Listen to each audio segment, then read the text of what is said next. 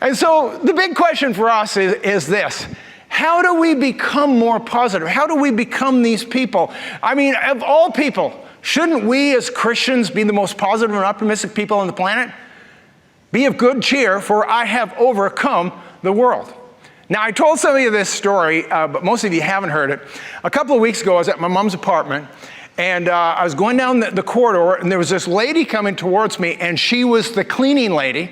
And she was under 5 feet for sure. She was, however big this is, she was this big. And she was behind this great big cart, and she had like a garbage can on there and these cleaning supplies and whatever. And she's behind this little cart, and I can hear her singing from behind. I can't see her because the cart's taller than she is, and she's dancing down the hall. And so she's coming down the hall, and she's dancing with her cleaning cart. And then she does the big finale, does the spin, lets go of the cart, grabs the cart, only to have it run right into me.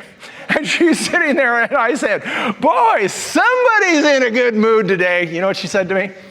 She said, how can I not be in a good mood when I have joy in my heart? And I immediately knew something that you would know too. I knew she was a Christian. I said, you're a Christian, aren't you? She said, how did you know? I said, who else acts like you but you crazy Christians? She said, I'm not a crazy Christian. I said, sure you are, and so am I. And if you want to dance in the corridor, I'll dance with you. And so I started dancing with her in the corridor. This is what extroverts do. They bring a little sunshine into other people's lives. And I thought to myself, what a precious lady. I mean, here her job is, no offense, but here's her job, is to clean up the messes of other people. That's what she does, but she does it with joy in her heart and a dance in her step. You gotta love that, don't you?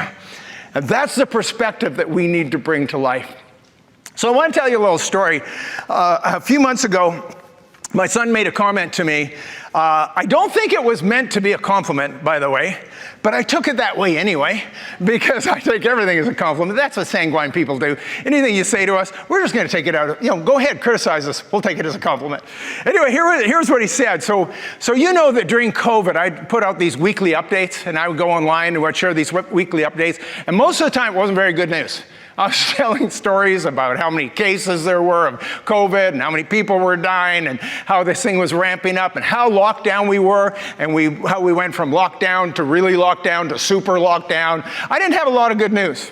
And my son says to me one day, he says, Pop, every week you go on with your video update and every week you deliver really bad news with this huge smile on your face. Is there something wrong with you? And I said, thank you. I took it as a compliment. And here's why I do that. The world is so negative. You can't change the world. You can't change what's out there. You can only change how you look at it. And so our job is to try to go through life with this positive attitude, because attitude is everything. And we see it right here in Scripture. That is the key to being an overcomer, is to be someone of a good attitude. So I know what you're thinking. How do I get a good attitude? How do I adjust my attitude? So here's what I'm going to do. I'm going to give you 3 quick points within my first point. Boy, this is complicated today.